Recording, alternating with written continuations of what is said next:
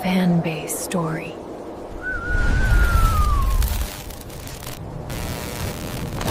जनवरी की वो रात केवल ठंडी नहीं थी, वो जानलेवा थी।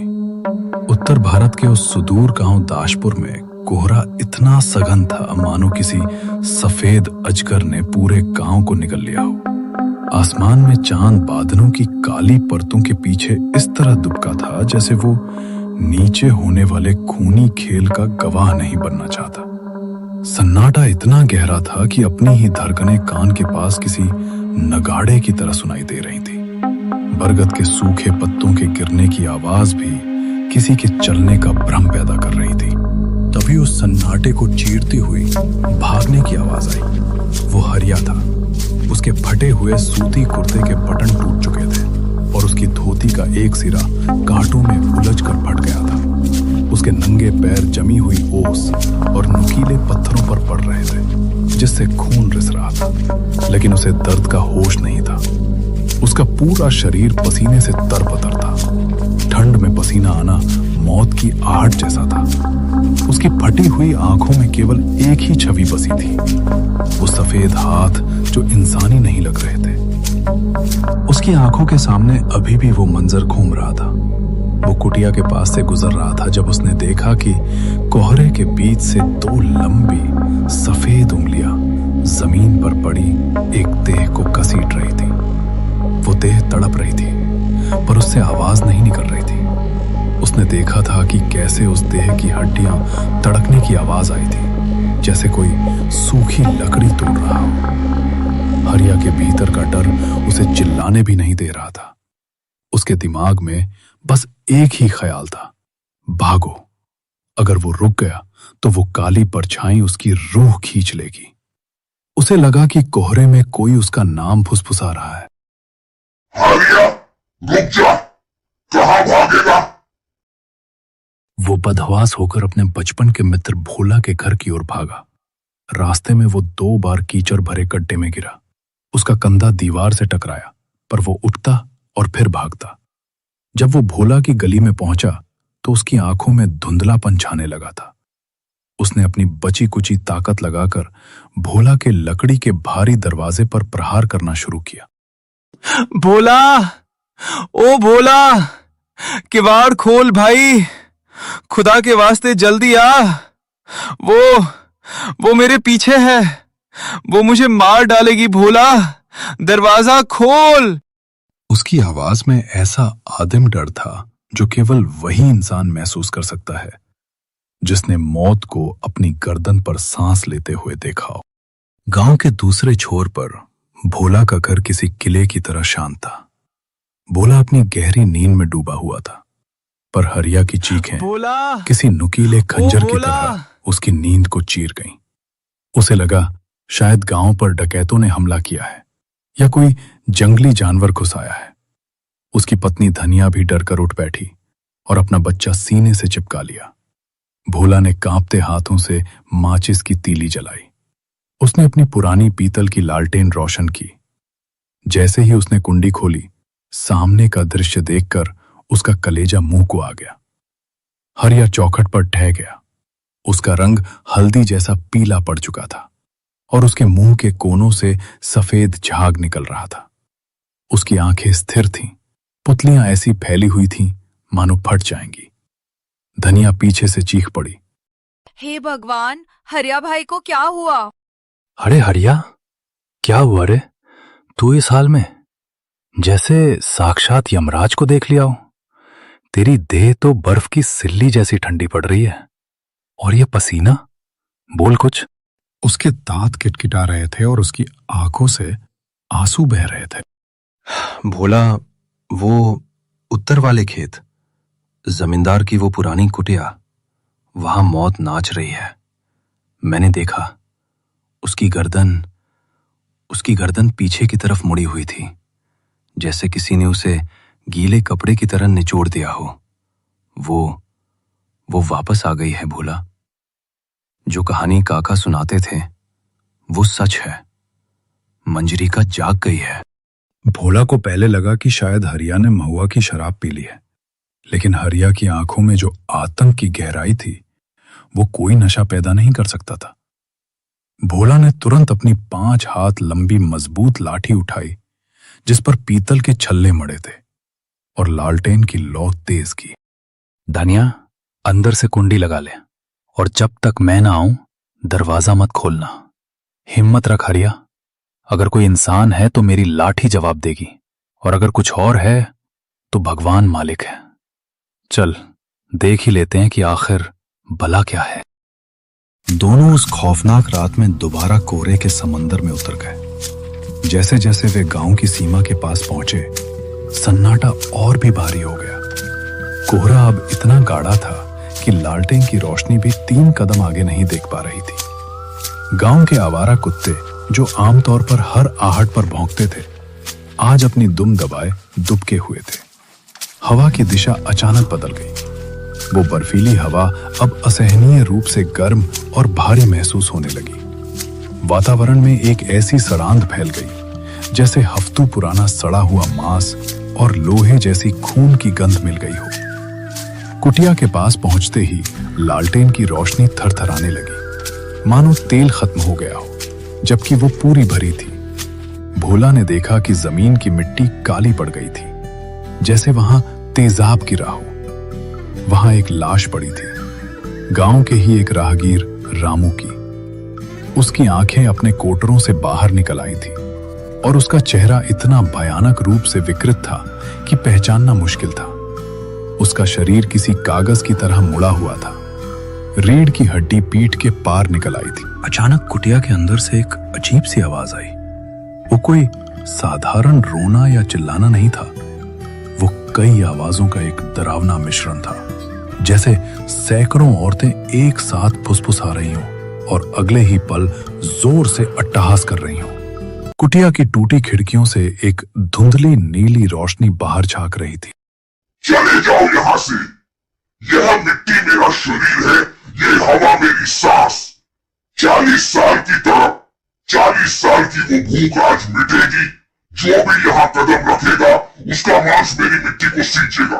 भाग जाओ, वरना तुम्हारी हड्डियां गिनने वाला भी कोई नहीं बचेगा। तभी कुटिया के जर्जर दरवाजे अपने आप इतनी जोर से पिटने लगे कि ऐसा लगा जैसे अंदर कोई विशाल दैत्य बंद है। लालटेन का कांच चटक गया। भोला की पकड़ लाठी पर ढीली पड़ने लगी। उसे लगा कि कोई अदृश्य हाथ उसके गले को दबा रहा है। भोला और हरिया की हिम्मत जवाब दे गई। वे अपनी लाठी वहीं छोड़कर पागलों की तरह गांव के सबसे बुजुर्ग व्यक्ति हरी काका के घर की ओर भागे। उन्हें एहसास हुआ कि यह मामला लाठी डंडे का नहीं, बल्कि रूहों के पुराने हिसाब का है। हरी काका गांव के इतिहास की जीवित किताब थे। उनकी उम्र 90 के पार थी। उनकी खाल लटक गई थी और चेहरे पर झुर्रियों का जाल था। काका, अनर्थ हो गया। मंजरी का उस कुटिया में उसने रामू को मार दिया। पूरा गांव खतरे में है काका। काका के चेहरे पर डर की एक लकीर तक नहीं आई, बस एक गहरी उदासी छा गई। उन्होंने अपनी कांपती उंगलियों से संदूक खोला और एक पीली पड़ चुकी फटी हुई डायरी निकाली, जिसके पन्ने समय की मार से भूरे हो चुके थे। तो आखिरकार वो समय आ ही गया। नियति का क्रूर चक्र घूमकर वहीं आ पहुंचा है। आज ग्रहण की रात है और मंजरिका के प्रतिशोध की आग फिर से धधक उठी है। वो आग जो मैंने अपनी आंखों से जलते देखी थी। पर काका, वो थी कौन? लोग कहते हैं वो कोई डायन थी, पर सच क्या है? हमें सच जानना होगा ताकि हम उससे लड़ सकें। मंजरिका कोई डायन नहीं थी, उसे डायन बनाया गया था। 50 साल पहले वो इस गांव की सबसे सुंदर लड़की थी। उसे संगीत से प्यार था। उसकी आवाज में कोयल जैसी मिठास थी। लेकिन जमींदार गजराज सिंह की गिद्ध जैसी नजर उस पर पड़ी। जब उसने झुकने से मना किया तो पूरे गांव ने जमींदार के डर से मिलकर उसे कलंकिनी करार दे दिया। उसे इसी कुटिया में भूखा प्यासा कैद कर दिया गया। किसी ने उसे एक घूंट पानी तक नहीं दिया। एक ऐसी ही जनवरी की रात जब कोहरा इतना ही घना था, उसने अपनी उंगलियों से दीवारें खुरचते खुरचते दम तोड़ दिया। मरते वक्त उसने अपने ही खून से जमीन पर लिखा था कि वो लौट कर आएगी और इस गांव के हर वंशज की नींद छीन लेगी। काका ने आगे बताया कि 40 साल पहले उसने गांव के पुरुषों का शिकार शुरू किया था। तब एक तांत्रिक ने उसे लोहे की अभिमंत्रित कीलों से कुटिया के भीतर बांध दिया था। लेकिन समय के साथ लोहे को जंग लग गया और गांव के लोगों का डर कम होने लगा, जिससे उसकी शक्ति फिर से जाग गई। गांव के बाहर शमशान के पास जंगल की शुरुआत में एक छोटी सी गुफा थी, जहां सिद्ध तांत्रिक अघोर बाबा रहते थे। जब काका, भोला और हरिया वहां पहुंचे तो मंजर अजीब था। बाबा के चारों ओर हड्डियां बिखरी हुई थी और वे बिना किसी सहारे हवा में थोड़ा ऊपर उठे हुए ध्यान मुद्रा में थे। उनके सामने जल रही धूनी की आग का रंग नीला था और उसमें से तेज चिंगारियां निकल रही थी। देर कर दी हरि, उसकी भूख अब केवल मांस से नहीं आत्माओं से मिटेगी। उसने पाताल की तामसिक शक्तियों को सिद्ध कर लिया है। 40 साल का कारावास उसे कमजोर नहीं बल्कि एक महापिशाचिनी बना चुका है। उसने अपनी चीखों को शस्त्र बना लिया है। बाबा नीचे आए। उनकी आंखों में एक दिव्य और डरावनी चमक थी। उन्होंने हरि काका को देखा और उनके पास गए। आज रात या तो मंजरी का मुक्ति पाएगी या ये गांव हमेशा के लिए नक्शे से मिट जाएगा। कोरे की हर बूंद में उसका जहर है। संभल कर चलना, उसके साए को मत छूना, वरना तुम्हारी रूह उसी क्षण भस्म हो जाएगी। उन्होंने भोला को एक काला धागा दिया और हरिया को भी एक। इसे अपने पास रखना, ये तुम्हारी रक्षा कवच है। जब वे चारों कुटिया के पास पहुंचे तो वहां का दृश्य किसी डरावने सपने जैसा था। कुटिया के चारों ओर हवा का एक काला चक्रवात घूम रहा था, जिसमें सूखे पत्ते और पत्थर तेजी से घूम रहे थे। जैसे ही बाबा ने अपनी अभिमंत्रित छड़ी से सीमा रेखा पार की, कुटिया का दरवाजा एक धमाके के साथ उड़ गया और अंदर से एक विशालकाय काली छाया बाहर निकली। वो मंजरीका थी। उसकी देह पारदर्शी थी, लेकिन उसके बाल नागिनों की तरह हवा में लहरा रहे थे। उसकी लाल आंखें अंधेरे में दूध जलते हुए कोयलों जैसी दिख रही थी। उसके हाथ की उंगलियां अब लंबी और नुकीली तलवारों जैसी हो गई थी। तांत्रिक, तूने 40 साल पहले मेरे साथ छल किया था। आज तेरी तंत्र विद्या मेरा क्या बिगाड़ेगी? देख, मेरे हाथ अब केवल मांस नहीं चाहते, मुझे इस पूरे गांव की चीखें पीनी है। मैं जमींदार के खानदान का नामो निशान मिटा दूंगी। उसने हाथ हिलाया और एक अदृश्य शक्ति ने भोला और हरिया को हवा में उठाकर पास के पुराने बरगद के पेड़ से दे मारा। हरि काका जमीन पर गिर पड़े और उनकी माला टूट गई। बाबा ने तुरंत मंत्रोच्चार शुरू किया। बाबा ने अपने डंडे से हवा में प्रहार किया। डंडे से नीली बिजली जैसी चिंगारियां निकली और मंजरिका के सुरक्षा कवच को चीरने लगी। मंजरिका ने एक भयानक चीख मारी, जिससे गांव के घरों के शीशे चटक गए और पशु बेकाबू होकर भागने लगे। बाबा का शरीर कांप रहा था और उनके कान से खून बहने लगा था। बाबा ने अपनी अंतिम युक्ति अपनाई। उन्होंने अपनी अनामिका उंगली काट ली और अपने खून से जमीन पर एक महायंत्र बनाया। जैसे ही उन्होंने अंतिम बीज मंत्र पढ़ा, जमीन फट गई और वहां से सुनहरी जंजीरें निकली, जिन्होंने मंजरिका की रूह को जकड़ लिया। नहीं, यह नहीं हो सकता। मैं फिर हार गई, लेकिन याद रखना, मैं मिट्टी हूँ, मैं हवा हूँ। तुम मुझे कैद कर सकते हो, मार नहीं सकते। मैं फिर लौटूंगी, जब ये जंजीरें फिर कमजोर पड़ेंगी, जब गांव का कोई लालची इंसान मेरी कब्र खोलेगा। 40 साल बाद मैं फिर आऊंगी। एक कान फाड़ देने वाले धमाके के साथ वो काली परछाई धुएं के गुबार में बदल गई। कुटिया मलबे के ढेर में तब्दील हो गई और कोहरा धीरे धीरे छटने लगा। उसके जाने के बाद तो सब कुछ शांत था, लेकिन यह शांति भारी थी। पर गांव वालों के दिलों में जो डर बैठा था, उसका कोई इलाज नहीं था। बाबा, क्या वो सच में चली गई? बुराई कभी पूरी तरह खत्म नहीं होती, वो बस सो जाती है।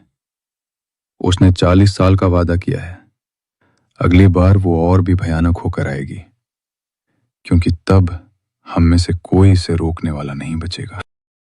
काका, अब हम अपने बच्चों को केवल खेती नहीं सिखाएंगे, हम उन्हें अपनी सुरक्षा, प्राचीन मंत्रों का ज्ञान और अपने इतिहास की सच्चाई सिखाएंगे। हम इस गांव की सीमाओं पर पीतल की कीलें गाड़ेंगे और रक्षा कवच बनवाएंगे। गांव के स्कूल में अब एक नई कक्षा शुरू होगी, अतीत का बोध।